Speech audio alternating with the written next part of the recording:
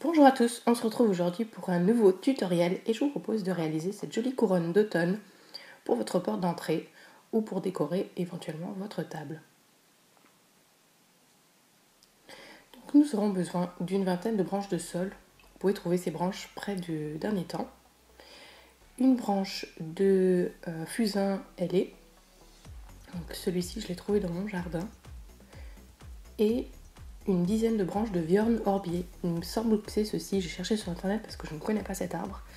Voilà, n'hésitez pas à me corriger au cas où. De la corde de jute, un ruban en jute, du papier épais noir sur lequel on va venir dessiner des chauves-souris. Et pour le matériel, il faudra des ciseaux, un sécateur, un crayon à papier et du pistolet à colle. Donc premièrement, on va venir dessiner une moitié de chauve-souris sur le papier noir qu'on va venir plier en morceaux. Ça permettra d'avoir des chauves-souris bien symétriques et en même temps de leur donner un petit relief puisque on va utiliser la pliure du papier pour marquer la séparation des ailes. Voilà, vous faites autant de chauves-souris que vous voulez. Moi j'en ai fait 5, je crois 5 ou 6. Ensuite, on va venir prendre une première branche de saule, éventuellement la plus grosse que vous avez, pour faire le début du cercle. Et on va venir le fixer avec de la corde pour que ça ne bouge plus. Donc là, c'est vous qui décidez la taille de votre cercle. Pour la forme, on essaye de le faire à peu près rond, mais vous verrez que tout le long de la création, vous pouvez encore ajuster votre cercle.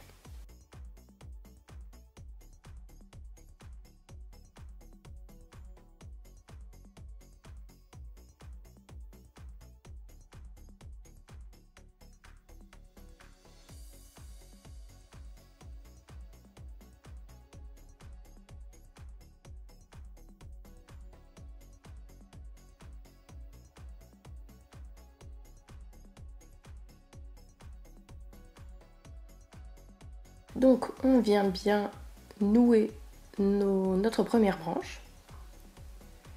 Et ne vous inquiétez pas pour le petit bout là qui dépasse, vous le fixez bien avec votre corde et on va réussir à le camoufler par la suite. On commence notre travail d'enroulage. Donc on va venir avec toutes nos branches de saule enrouler autour de la couronne. Tout d'abord, on va enrouler de manière très large pour englober un maximum de surface. Et avec nos branches, on essaye de rester toujours dans le même sens.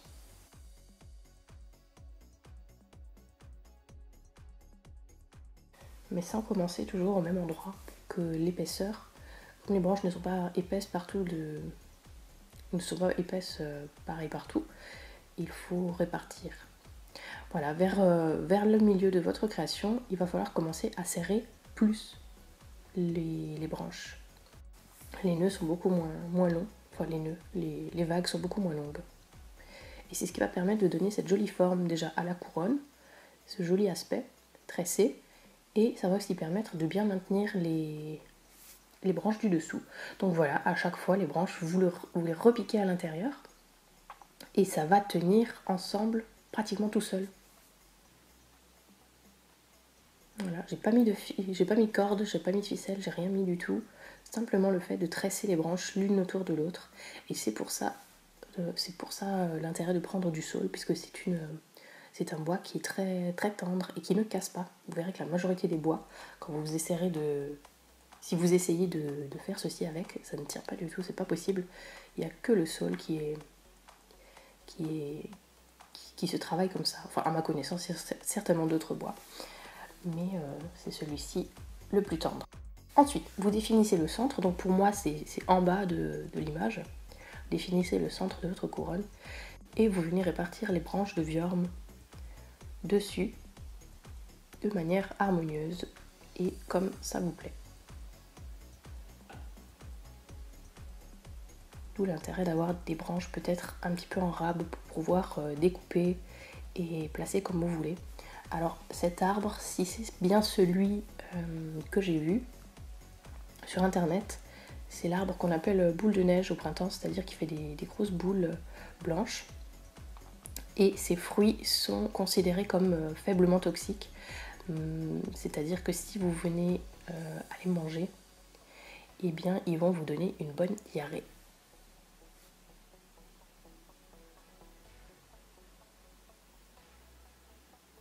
Donc toujours en relation avec la toxicité, moi, je vous déconseille de mettre cette couronne à portée des enfants, si vous avez des enfants, puisqu'on sait que les enfants sont toujours tentés de toucher et de goûter tout et n'importe quoi, d'autant plus quand c'est rouge et que ça a un aspect de fruit.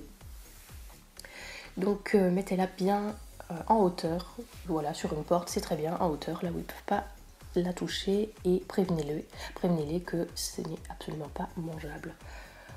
Voilà, quand j'ai fait tout le tour de ma couronne avec ma corde pour bien fixer mes branches, alors attention, elles sont piquantes et les petits piquants, eh bien je viens fixer à l'aide d'un nœud tout en haut. Vous voyez que la corde ne se voit pratiquement pas, et comme c'est de la corde de jute, de toute façon, c'est pas gênant.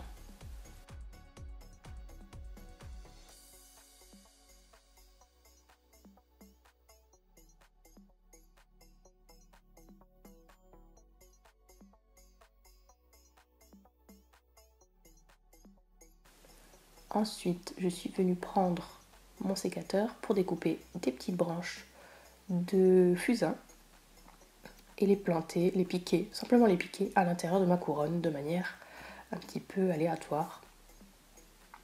Alors, ce que je voulais dire aussi, c'est que les branches, je les ai laissées sécher quelques jours avant de les utiliser, c'est-à-dire que je les ai récoltées un samedi, et la couronne, je l'ai faite un mercredi, ou peut-être même plus. En fait, voilà, ce que je veux vous dire, c'est que les couronnes, je les ai laissées sécher presque une semaine pour qu'elles soient utilisables et que les feuilles ne tombent pas à la manipulation. Ensuite, avec le pistolet à colle, comme on est quand même en octobre et que Halloween approche, eh bien j'ai décidé de coller des petites chauves-souris. Donc comme je vous disais, la pliure aide à donner du relief à votre chauve-souris, et du coup on va la coller le pli vers le bas pour que les ailes remontent. Ensuite, c'était pas prévu, mais mon fils m'a ramené des marrons, alors on a collé des marrons. Ça reste de toute façon dans le thème. Donc toujours pareil, au pistolet à colle. J'avais peur que le poids des marrons les fasse tomber, mais en fait non, ils restent bien accrochés à la couronne. Donc, pour lui faire plaisir, on a mis des marrons. Puis effectivement, ça apporte un petit plus.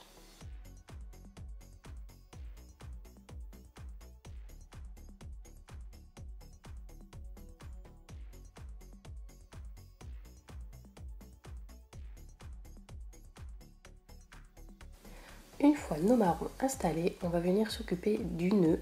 Je trouve aussi que ça apporte beaucoup de décoration, ce nœud. Donc on va le couper à la bonne longueur. Si vous ne savez pas faire un nœud, n'hésitez pas à regarder sur internet pour regarder un tuto si vous ne l'avez pas acheté déjà fini. Et vous pouvez acheter du ruban de jute et faire votre nœud vous-même, c'est très simple. Vous coupez simplement après les deux pans du ruban à la même longueur pour que ce soit joli. Ensuite, avec de la corde de jute, on vient passer sous le ruban pour pouvoir le fixer. Et on vient faire 2 nœuds pour que ça ne glisse pas.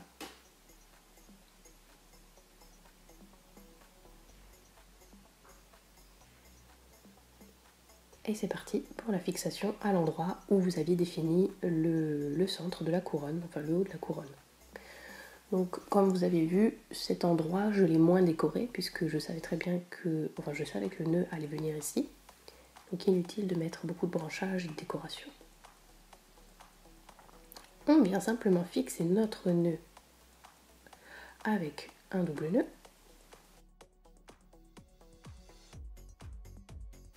Et j'ai pensé utiliser l'excédent de fil pour accrocher à la porte, mais c'était pas suffisant, donc j'ai rajouté de la ficelle pour fixer à ma porte. Au final, il me restait encore une chauve-souris, donc je l'ai posée et j'ai fixé en haut et en bas, puisque quand on ouvre et ferme la porte, la couronne risque de claquer contre la porte. Donc moi j'ai la chance d'avoir une porte où je peux fixer ceci. Maintenant, si vous avez un autre type de porte, à vous de voir comment fixer. Voilà, j'espère que cette vidéo vous a plu. Le rendu vous a beaucoup plu sur Instagram, donc ça m'a fait plaisir de vous filmer cette vidéo et de vous montrer comment j'ai réalisé cette couronne. Et n'hésitez pas à me laisser votre avis en commentaire, à mettre un pouce en l'air si vous aimez ce genre de vidéo, à me donner votre avis bien sûr aussi, ça me fait toujours plaisir de vous répondre, je réponds à tous les commentaires. Et d'ici la prochaine vidéo, je vous fais de gros bisous et je vous dis à bientôt.